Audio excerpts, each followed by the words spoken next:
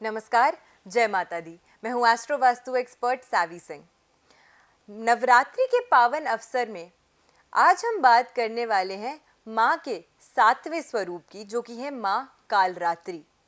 माँ कालरात्रि की पूजा अर्चना किस प्रकार से करनी चाहिए, उन्हें प्रसन्न करने के लिए आपको क्या कुछ खास विधि विधान से पूजा करनी चाहिए, लेकिन इसी के साथ साथ सबसे ज़रूरी बात कि माता रानी के इस 7वें स्वरूप की पूजा अर्चना करने से एक भक्त को क्या लाभ प्राप्त होता है।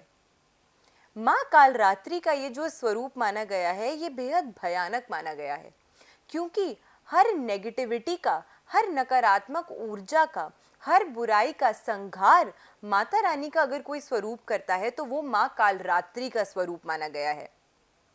दुश्मनों का संहार करने के लिए, दुश्मनों का नाश करने के लिए माता दुर्गा का, माँ दुर्गा का ये जो स्वरूप है वो माँ कालरात्रि का स्वरूप माना गया है। इसी कारण से हर वो भक्त, हर वो व्यक्ति जो अक्सर अपनी लाइफ में दुश्मनों से पीड़ित रहता है, जिसके बहुत सारे दुश्मन बन जाते हैं, आप चाहे कुछ भी कार्य क्यों ना करें, कोई ना कोई व्यक्ति आपकी हर कार्य में बाधा अगर डालता है, टांग अगर अड़ाता है, या आपका कोई भी कार्य जो है वो पूरा नहीं हो पाता है दुश्मनों की वजह से, तो ऐसे में माँ कालरात्रि की पूजा अर्चना अगर कोई भक्त करता है तो उन्हें बहुत ही ज़्यादा लाभ, बहुत ही ज़्यादा फायदा और माता के इस स्वरूप का आशीर्वाद और उनकी प्रोटेक्शन जो है वो आपको प्राप्त होती है। दुश्मनों का नाश करती है माँ कालरात्रि, जो कि माँ दुर्गा का 7वां स्वरूप माना गया है। इन्हें युद्ध की देवी कहा जाता है। इनकी पूजा करने से हर प्रकार से दुश्मनों का जो नाश है वो होता है, दुश्मनों का विनाश होता है।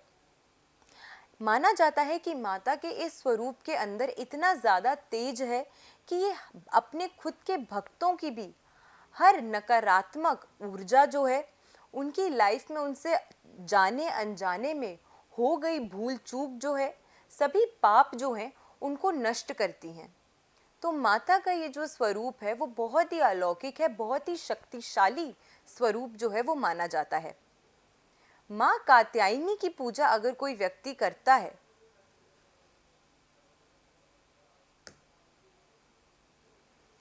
माँ कालरात्रि की अगर कोई भी व्यक्ति पूजा अर्चना करता है तो उसकी लाइफ में जो भी भय होते हैं, जो भी डर होते हैं, वो सभी खत्म होते हैं, वो सभी समाप्त होते हैं। माँ कालरात्रि की पूजा अर्चना करने से अगर किसी व्यक्ति को या किसी बच्चे को अंधकार का भय है, अंधेरे से अगर किसी व्यक्ति को डर लगता है, तो माँ कालरात्रि की पूजा अर्चना ऐसे व्यक्ति को ज़रूर करनी चाहिए। उनके आशीर्वाद से इस प्रकार के जो डर, जो भय होते हैं वो समाप्त होते हैं। इसी के साथ अन्य भय भी, जैसे अगर किसी व्यक्ति को रात्रि में बाहर निकलने से डर लगता है, भय लगता है, या फिर अगर किसी व्यक्ति को जल से, अग्नि से, इन प्रकार के तत्वों से भय है, डर है, तो माँ कालरात्रि की पूजा अर्चना करने से, उनका आशीर्वाद प्राप्त करने से व्यक्ति के जीवन में इस प्रकार के सभी डर, सभी भय जो होते हैं वो खत्म होते हैं और सभी बुराइयों का नाश होता है। देवी कालरात्रि जो है, माँ का ये जो 7वां स्वरूप है, वो हर प्रकार से आपकी लाइफ से नेगेटिविटी, डर, भय, दुश्मन, पाप, कष्ट, हर चीज़ का नाश जो है वो माँ का ये स्वरूप जो है वो करता है। कालरात्रि की पूजा करने से, माँ के इस स्वरूप की पूजा अर्चना करने से अगर किसी व्यक्ति के मन में अकाल मृत्यु का भय रहता है तो वो भय भी खत्म होता है और इसी के साथ साथ अकाल मृत्यु जैसी समस्या जो है वो भी उनसे दूर जाती है। तो माता रानी का ये स्वरूप जो है वो अपने भक्तों को हर प्रकार से प्रोटेक्शन प्रोवाइड करता है, हर बुरी चीज़ से, हर नेगेटिव एनर्जी से आपको प्रोटेक्शन देता है। माँ कालरात्रि की अगर कोई भी व्यक्ति सायंकाल के समय अगर उनकी विधि अनुसार पूजा अर्चना करते हैं तो सिद्धियों की प्राप्ति ऐसे भक्त को, ऐसे व्यक्ति को अपनी लाइफ में ज़रूर होती है। सकारात्मक ऊर्जा पॉजिटिव एनर्जी का संचार होता है ऐसे व्यक्ति के आसपास। इनका आभा मंडल, इनका ऑरा जो होता है इस व्यक्ति का, वो इम्प्रूव होता है, वो बेहतर होता है और इनकी लाइफ में आ रही जो भी ऑब्स्टिकल्स, जो भी चुनौतियां हैं, वो सभी दूर होती हैं। आय के स्रोत बढ़ते हैं, यानी कि इनकम अपॉर्चुनिटीज ऐसे व्यक्तियों की लाइफ में अच्छे से आती हैं। काफ़ी ज़्यादा धन कमाने का अवसर जो है वो इनको प्राप्त होता है। इनकी मेहनत से जो फल इनको प्राप्त होना चाहिए अपनी मेहनत का, वो सही फल इनको अपनी लाइफ में ऐसे व्यक्तियों को ज़रूर प्राप्त होता है। और सबसे ज़रूरी, आपके काम में बार बार बाधाएं लाने वाले, अड़ंगा अड़ाने वाले जो शत्रु हैं, उनका नाश होता है अगर आप माँ कालरात्रि के पूजा अर्चना जो है वो विधि अनुसार नव दुर्गे के इस पावन अवसर में 7वीं तिथि पर अगर आप इनकी पूजा जो है वो करते हैं। तो ग्रहों में अगर बात करें कि माता का ये स्वरूप किस ग्रह को नियंत्रित करता है, तो देवगुरु बृहस्पति के जो दुर्परिणाम अगर आपकी कुंडली में किसी प्रकार से आ रहे हैं, तो उनका नेतृत्व, उनका नियंत्रण माँ का ये स्वरूप करता है। और इसी के साथ साथ शनि ग्रह को नियंत्रित अगर कोई माँ का स्वरूप करता है, तो वो भी माँ कालरात्रि का ये स्वरूप माना गया है।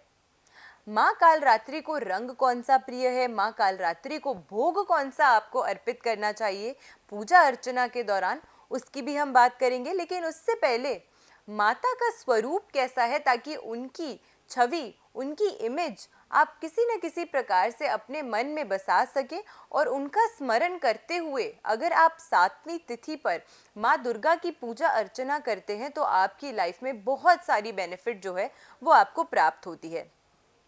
माँ कालरात्रि माँ दुर्गा का 7वां स्वरूप है। दिखने में ये काफ़ी भयानक नज़र आती हैं और कहा जाता है कि अंधकार जितना काला रंग इनका है। ये हर प्रकार से नेगेटिव एनर्जीज का संहार करती हैं।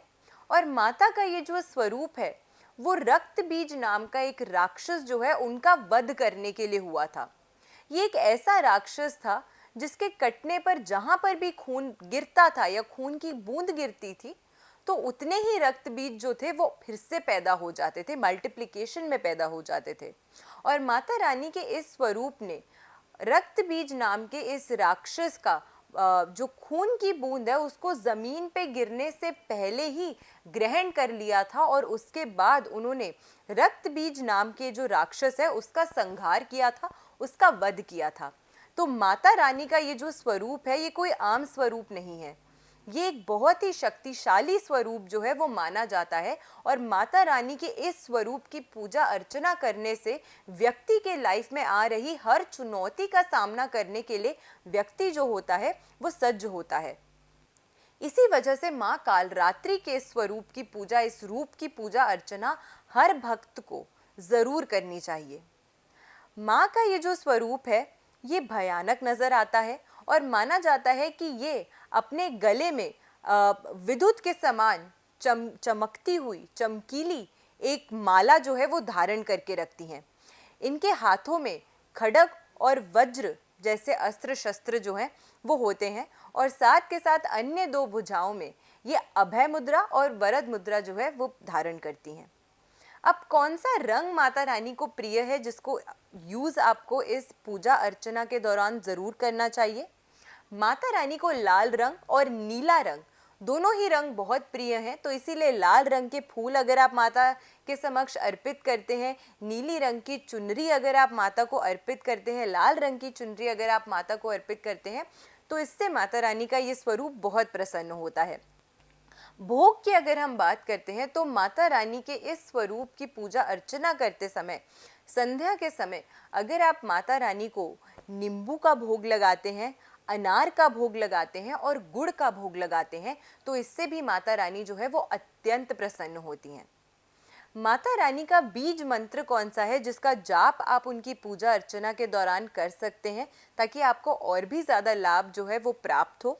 तो ऐसे में आपको ओम ऐं ह्रीं क्लीं कालरात्रये नमः इस मंत्र का अगर आप उच्चारण करते हैं, इस बीज मंत्र का अगर आप जाप करते हैं, तो माता रानी की बहुत आशीर्वाद, उनका बहुत ज़्यादा साथ, उनकी प्रोटेक्शन जो है वो आपके और आपके परिवार के साथ हमेशा बनी रहती है।